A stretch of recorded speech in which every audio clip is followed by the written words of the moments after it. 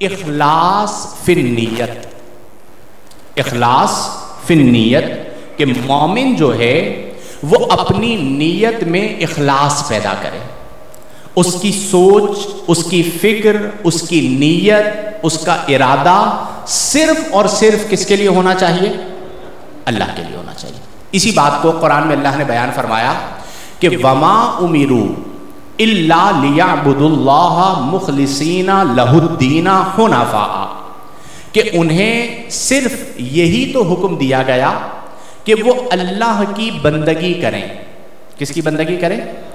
اس کے بعد اللہ نے فرمایا مخلصین، کہ وہ اللہ کی بندگی کریں، مخلصین لہو، وہ جو اللہ کی عبادت کر رہے ہیں، یعنی نماز پڑھ رہے ہیں، روزہ رکھ رہے ہیں، زکوٰۃ دے رہے ہیں، کوئی بھی اچھا عمل کر رہے ہیں، مخلصین لہو، وہ اس میں خالص ہوں، ان کے اندر خلوص ہو، ان کا وہ عمل لوگوں کے لیے نہ ہو بلکہ وہ عمل کس کے لیے ہو؟ گویا کہ اسے آپ یوں کہہ سکتے ہیں کہ اخلاص یہ بنیاد ہے۔ جیسے عمارت کھڑی ہوتی ہے تو اس کی بنیاد کس پر ہوتی ہے؟ پلرز پر۔ آپ پلرز کو گرا دیں تو عمارت گر جائے گی۔ اسی طرح پورے دین کے اندر جو چیز بنیاد ہے وہ ہے خلوص۔ اگر عمل کے اندر للہیت نہیں ہے، اگر عمل کے اندر خلوص نہیں ہے، اگر عمل کے اندر اخلاص نہیں ہے، اگر نیت درست نہیں ہے، تو وہ عمل کتنا ہی اچھا کیوں نہ ہو، یاد رکھ لیجئے کہ اس پر اللہ کی بارگاہ میں کوئی اجر نہیں، کیونکہ اللہ تعالیٰ کی جب ہم بارگاہ میں جائیں گے تو اللہ ہماری نیتوں کو جانتا ہے، ہمارے دلوں کو جانتا ہے، تو اللہ جانتا ہے کہ ہم نے عمل کس کے لیے کیا۔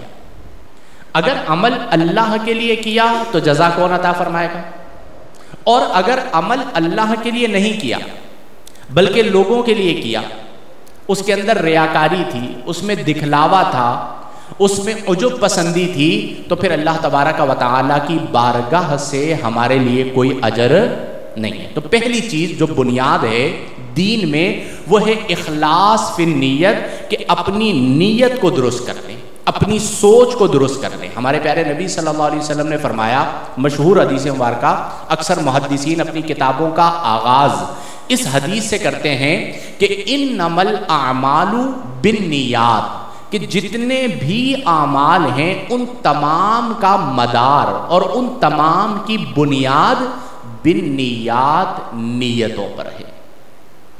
تو میرے پیارے دوستو، اب ہم سب غور کریں کہ ہماری نیت میں کتنا خلوص ہوتا ہے۔ اگر ہم کوئی اچھا کام کر لیں تو کیا ہماری یہ چاہت ہوتی ہے یا نہیں ہوتی کہ میرے گھر والوں کو پتہ چل جائے، تاکہ وہ کہیں، بیوی کہے میرے شوہر نے بڑا کارنامہ سر انجام دیا، بہنیں کہیں میرے بھائی نے بڑا کارنامہ سر انجام کیا۔ اسی طرح رشتہ داروں کو پتہ چل جائے، دوستوں کو پتہ چل جائے۔ کئی تو ایسے ہیں جو باقاعدہ اعلان کرواتے ہیں کہ میرے نام کے ساتھ آپ اعلان کیجئے کہ حاجی صاحب نے مسجد میں 10 لاکھ روپے کا چندہ دیا، ٹھیک ہے نا، کلر مسجد کے اندر میں نے کروایا ہے۔ یہ ریاکاری آ گئی، دکھلاوا آ گیا، تو نبی کریم نے فرمایا انما الاعمال بالنیات، سارے عملوں کا مدار نیتوں پر ہے۔ اگر نیت خراب ہو گئی تو اس کے اوپر جتنے بھی اعمال ہیں وہ سب کے سب کیا ہو جائیں گے، چاہے وہ بہت بڑا سخی ہو، چاہے وہ بہت بڑا عالم ہو، چاہے وہ بہت بڑا قاری ہو، کوئی بھی ہو، شہید ہو۔ ایون ایک تفصیلی حدیث مبارکہ میں اکثر سناتا ہوں کہ قیامت کے دن ایک شہید، ایک سخی اور ایک قاری کو لایا جائے گا، عالم کو لایا جائے گا، اور تینوں اللہ کی بارگاہ سے مردود ہوں گے۔ اور اس کی وجہ کیا ہے کہ انہوں نے اپنے جو اعمال کیے تھے وہ اللہ کے لیے نہیں کیے تھے، لوگوں کے لیے کیے تھے۔ تو سب سے پہلے اپنے اعمال کی درستگی کے لیے ہم سب کو اپنی نیتوں کو درست کرنا ہوگا، اپنی سوچ کو درست کرنا ہوگا، اپنے دل کو صاف کرنا ہوگا۔ دیکھیں، مومن کی ایک شان ہوتی ہے کہ مومن سچا سچا ہوتا ہے۔ کیسا ہوتا ہے؟ اس میں منافقت نہیں ہوتی، نفاق عملی جسے کہا جاتا ہے، وہ مومن کی شان نہیں ہے۔ مومن کی شان یہ ہے کہ وہ جیسا ظاہر میں ہے ویسا باطن میں ہے۔ اگر ظاہر اور ہے، باطن اور ہے، چہرہ اور ہے، دل اور ہے، تو پھر اللہ کی بارگاہ میں وہ مقبول نہیں ہو سکتا، وہ بالآخر اللہ کی بارگاہ سے رد کر دیا جائے گا۔ تو جب بھی کوئی اچھا عمل کریں تو کوشش کریں کہ اللہ سے دعا بھی کریں کہ مولا تو نے مجھے عمل کی توفیق عطا فرمائی ہے، تو ہی مجھے اخلاص عطا فرما۔